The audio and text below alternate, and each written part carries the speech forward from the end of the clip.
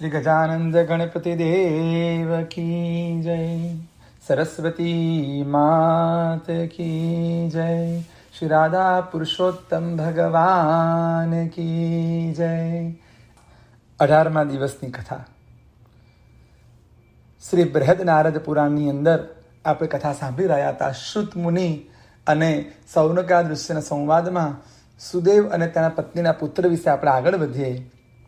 શ્રુત પુરાણે બોલ્યા કે હે મુનિ શ્રેષ્ઠો, સુદેવ અને તેની પત્ની ગૌતમી પોતાના મરેલા બાળકને ખોળામાં લઈને કલ્પાંત કરવા લાગ્યા અને લાંબો સમય ત્યાં જ બેસી રહ્યા.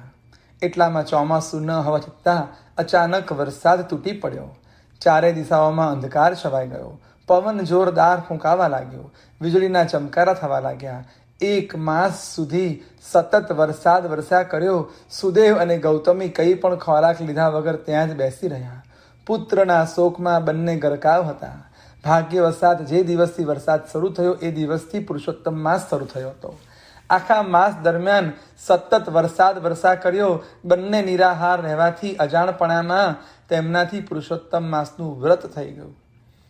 આથી તેના અધિષ્ઠાતા દેવ ભગવાન પુરુષોત્તમ તેના ઉપર પ્રસન્ન થયા અને આકાશ પર તેમને દર્શન આપ્યા. પતિ પત્નીએ ભગવાનને પ્રણામ કર્યા અને શ્રી કૃષ્ણ શરણમ મમના મંત્રથી તેમનું ધ્યાન ધર્યું.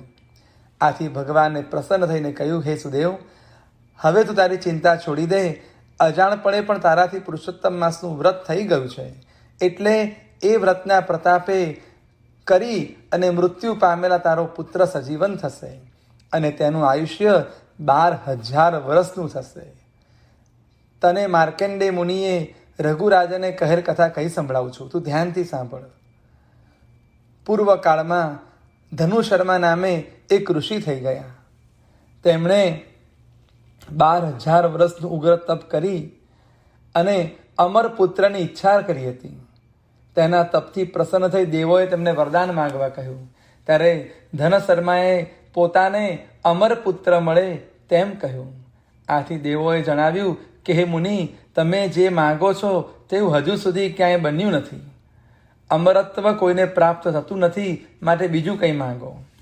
ધનુ શર્માએ કહ્યું, આ સામે જે પર્વત દેખાય છે તે જ્યાં સુધી અસ્તિત્વ ધરાવે ને ત્યાં સુધી મારો પુત્ર જીવતો રહે તેમ કરો. દેવોએ તથાસ્તુ કહ્યું. સમય જતાં ધનુ શર્માની પત્નીએ દેવાંશી પુત્રને જન્મ આપ્યો. ઉંમર લાયક થતા પુત્રને મુનિએ કહ્યું, તું કદાપી કોઈ ઋષિ મુનિઓનું અપમાન કરીશ નહીં. આવી શિખામણ આપવા છતાં ઉદ્ધત પુત્ર વારંવાર ઋષિ મુનિઓ અને બ્રાહ્મણનું અપમાન કરવા લાગ્યો. એક સમય તેણે મહિષ નામના ઋષિ શાલિગ્રામની પૂજા કરી રહ્યા હતા. તે વખતે તે મૂર્તિને સિફતથી ઉઠાવી લઈ કૂવામાં નાખી દીધી. તેના આ અપકૃત્યથી ઋષિ ક્રોધે ભરાયા અને તેને શ્રાપ આપ્યો, તારું આ ક્ષણે જ મૃત્યુ થાવ. પણ આ ઉદ્ધત છોકરાને કંઈ પણ થયું નહીં. આથી મહિષ ઋષિએ સમાધિ લગાવીને જાણી લીધું કે આ સરળતાથી મરે તેમ નથી. ઋષિએ જોરદાર નિશાસો નાખ્યો કે તેમાંથી હજારો પાડાઓ ઉત્પન્ન થયા અને તેમણે પર્વતના ચૂરે ચૂરા કરી નાખ્યા. તેની સાથે જ ઉદ્ધત બાળકનું મરણ થયું. ભગવાને સુદેવને કહ્યું, આ કથા પરથી તારે બોધ લેવો જોઈએ કે હઠ કરીને કંઈ મેળવવાથી તેનું પરિણામ સારું આવતું નથી. તારા પુત્ર સજીવન થઈને હજારો વર્ષનું આયુષ્ય ધરાવતો થશે. તું બ્રહ્મલોકમાં જઈશ. ત્યાં 1000 વર્ષ સુધી ઐશ્વર્ય અને સમૃદ્ધિવાળું રાજ્ય ચલાવીશ. આથી સુદેવે વિષ્ણુ ભગવાને પૂછ્યું, મારા ઉગ્ર તપને કારણે આપ પ્રસન્ન થવા છતાં તે સમયે મને પુત્ર ફળ આપ્યું નહોતું, જ્યારે આજે તમે પ્રસન્ન થઈને મારા પુત્રને સજીવન કર્યો. તેનું શું કારણ છે? એ ભગવાન શું કારણ છે તેનો ઉત્તર આવતીકાલની કથામાં કહેશે. તે કૃષ્ણ કનૈયા લાલ કી જય. પદ્મ પુરાણની અંદર ભગવાન લક્ષ્મીનારાયણ સંવાદમાં આગળ વધીએ. શ્રી કૃષ્ણ ભગવાન બોલ્યા કે હે દેવી લક્ષ્મી, અધિક માસમાં કરેલા 3 દિવસના સ્નાનથી જે ફળ મળે તેનો મહિમા કહેવાને કોણ સમર્થ છે? આ પ્રકારના સ્નાનનું ફળ સુખ, સંપત્તિદાયક, દીર્ઘ આયુષ્ય આપનાર છે. યશ, સ્વર્ગ તેમજ મોક્ષ આપનારું છે. લક્ષ્મીજી બોલ્યા, હે કરુણાના સાગર ભગવાન, અધિક માસમાં 3 દિવસના સ્નાનથી કોણે સદગતિ પ્રાપ્ત કરી તે મને કૃપા કરીને કહો. ભગવાન કહેવા લાગે, હે દેવી નારાયણી, અધિક માસમાં 3 દિવસના સ્નાન કરવાથી શું ફળ મળે ને તે વિશે એક આશ્ચર્યજનક કથા કહું, તમે ધ્યાનપૂર્વક સાંભળો. પ્રાચીન કાળમાં ઉત્તમ દક્ષિણ પ્રદેશમાં ગૌતમી નદીના કિનારે 4 વર્ણોથી યુક્ત સુંદર પ્રતિષ્ઠાન પુર નામે નગર હતું. તેમાં શ્રુતિ, સ્મૃતિ, પુરા તેમજ વેદશાસ્ત્ર સંપન્ન સદાચાર પંડિતો સહિત બધા વર્ણના લોકો રહેતા હતા. તેમાં ધાર્મિક, સદાચાર પ્રિય, મહાવિદ્વાન, ધનવાન તેમજ સજ્જનોનો માનીતો ઉત્તમ પરિવાર સહિત ધર્મ શર્મા નામે એક વૃદ્ધ બ્રાહ્મણ રહેતો હતો. હે દેવી, આ પ્રમાણે ધર્માચરણ પૂર્વક રહેતો હતો ત્યારે કેટલોક સમય પસાર થતા સ્નાન, દાન અને વ્રતથી પ્રત્યેક પ્રાણીઓને મહાપુણ્ય આપનાર અને અત્યંત પ્રિય એવો મળમાસ અધિક માસ આવ્યો. તે ધર્મશર્મા બ્રાહ્મણે વિચાર્યું કે હું શું પુણ્ય કરું, કયા વ્રતનું આચરણ કરું. વૃદ્ધાવસ્થાને કારણે અધિક માસમાં દરરોજ તીર્થ સ્નાન કરવાનું તો મારા માટે બિલકુલ અશક્ય છે, પરંતુ પાપના સમૂહને નાશ કરનારું આ અધિક માસનું વ્રત હું ફક્ત 3 દિવસ તીર્થમાં સ્નાન કરીને કરીશ. હે દેવી, આ પ્રમાણે મનથી નિશ્ચય કરીને અધિક માસના છેલ્લા 3 દિવસ વિધિપૂર્વક તીર્થમાં સ્નાન કરવાનો આરંભ કર્યો. તેણે 2 દિવસ ગૌતમી નદીમાં વિધિપૂર્વક સ્નાન કર્યું અને 3જા દિવસે પ્રાતઃકાળમાં વહેલી સવારે સ્નાન અંગેની બધી સામગ્રી લઈ ગૌતમી નદીના કિનારે સ્નાન કરવા જતો હતો. ત્યાં રસ્તામાં ભૂખથી પીડિત કોઈક ભયંકર પ્રેત મળ્યું, જે બધી રીતે અધમવૃત્તિવાળું, સુકાઈ ગયેલ શરીરવાળું અને ભીષણ હાહાકાર કરતું 4 બાજુ આમ તેમ ભટકતું હતું. બળતા લાકડાની જેમ ભયંકર રાતી આંખોવાળું, અંત્યા ઊંડા પેટવાળું, શરીર પર અનેક પીળા રૂંવાટાવાળું અને વળી જેનો પૃષ્ઠભાગ અત્યંત ભયંકર દેખાય છે એવા વિકૃત આકૃતિવાળા પ્રેતને જોઈને ધર્મશર્મા બ્રાહ્મણે તેને સ્વસ્થતાપૂર્વક પૂછ્યું કે આવા ભયંકર આકૃતિવાળા તમે છો કોણ? આ પ્રમાણે બ્રાહ્મણનું વચન સાંભળી બ્રાહ્મણની દ્રષ્ટિથી જ પવિત્ર થયેલા તેનામાં કહેવા માટે કંઈક જ્ઞાન તથા વિવેક ભાવ ઉત્પન્ન થયો અને બ્રાહ્મણનું ઉત્તમ વચન સાંભળીને વિનયપૂર્વક હાથ જોડીને બ્રાહ્મણને પ્રણામ કરતા તે બોલ્યો કે હે ભૂમિના દેવ ભૂદેવ, હું મનુષ્યને ભય ઉત્પન્ન કરનાર પ્રેત છું. તમારી દ્રષ્ટિ તેમજ કરુણામય દિવ્ય વાણી સાંભળીને મને કંઈક સ્મૃતિ જ્ઞાન ઉત્પન્ન થયું છે અને મારું મન શાંત થયું છે, મારામાં વિવેક પણ આવ્યો છે. હે ભૂદેવ, મારા પર દયા કરો. મારું ભોજન નિંદનીય તેમજ મારી દશા બહુ દુઃખદાયક છે. હે ભૂદેવ, લોકોને દુઃખી કરવા અને છિદ્રો જોવા અને દુષ્ટોની જેમ કાર્ય કરતા સ્મશાન વગેરેમાં રહેવાનું મારું દુઃખ કષ્ટદાયક છે. હે બ્રાહ્મણ શ્રેષ્ઠ, પાપના સમૂહને નાશ કરનાર અને પુણ્યદાયક આપનું દર્શન મને આજે થયું છે, જેથી હું હવે ઉત્તમ સુખને પ્રાપ્ત કરીશ એમ માનું છું. હે દેવી, તે પ્રેત આ પ્રમાણે બોલતું હતું તેવામાં જ કરુણામય દીનવત્સલ તે બ્રાહ્મણની તેના પર પરમ કૃપા થઈ. પછી હૃદયમાં દયા આવી. તે બ્રાહ્મણે આ પ્રમાણે પૂછ્યું કે હે પ્રેત, કયા પાપના પ્રભાવથી તમે આ પ્રેતપણું પ્રાપ્ત કર્યું છે? તે કહે, તેને દૂર કરવાનો હું ઉપાય તો જાણતો હોઈશ તો હું જરૂર કરીશ. આ પ્રમાણે સાંભળતા જ બ્રાહ્મણને જોઈને જેને સ્મૃતિ પ્રાપ્ત થઈ છે એવા પ્રેતે કહેવાનું શરૂ કર્યું કે હે ભૂદેવ, પોતાના પાપોનું સ્મરણ કરતા કહું છું કે હે દયાના સાગર ભૂદેવ, મારા બધા પાપો દુષ્ટ કર્મોવાળા છે. હે ભૂદેવ, મેં ખૂબ ચોરી કરી છે, મેં પરસ્ત્રીઓનું સેવન કર્યું છે, મેં બ્રાહ્મણોની હત્યા તેમજ દારૂનું સેવન કર્યું છે, અનેક બ્રાહ્મણનું અપમાન કર્યું છે, બ્રાહ્મણના પૈસા લઈ લીધા છે.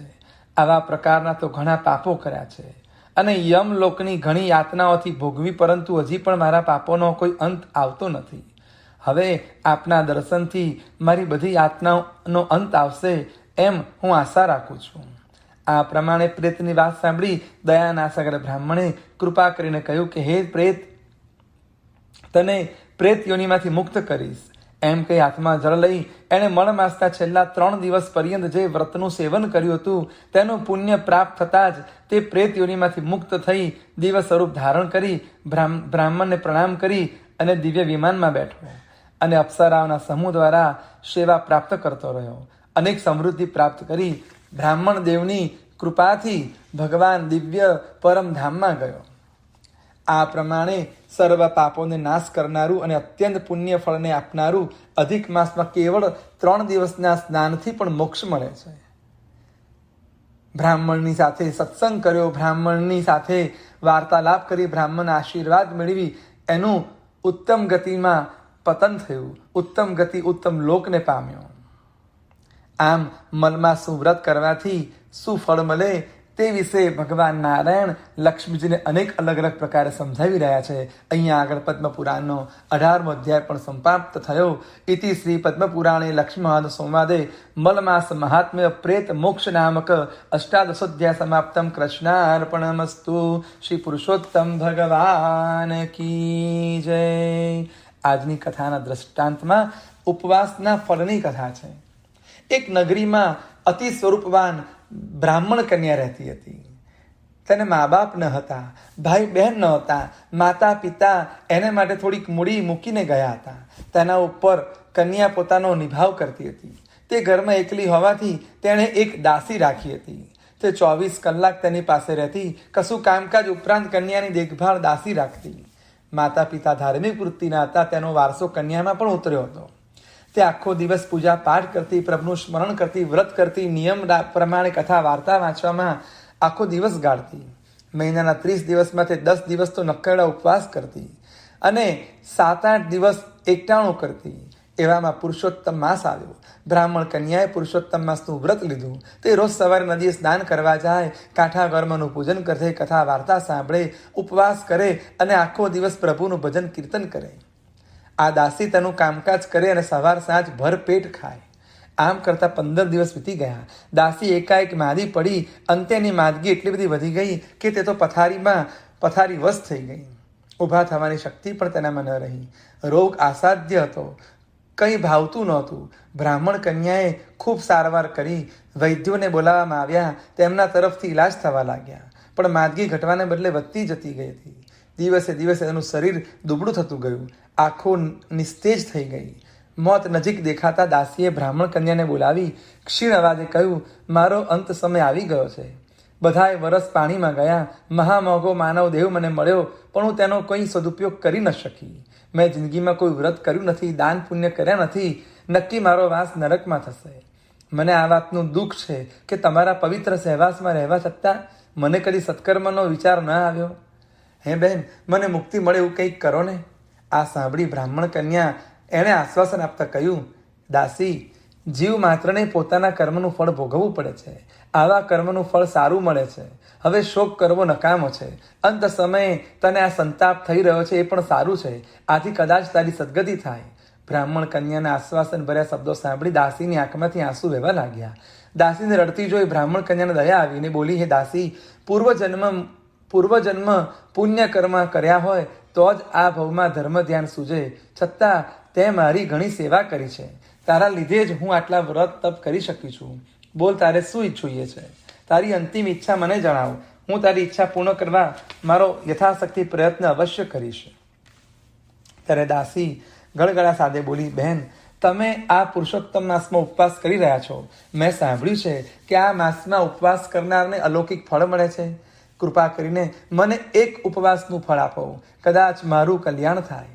બ્રાહ્મણ કન્યાએ તરત જમણા હાથમાં જળ લઈ પુરુષોત્તમ ભગવાનનું સ્મરણ કર્યું, ધ્યાન કર્યું અને સંકલ્પ કર્યો કે પુરુષોત્તમ ભગવાન, હું એક ઉપવાસનું ફળ આ દાસીને અર્પણ કરું છું.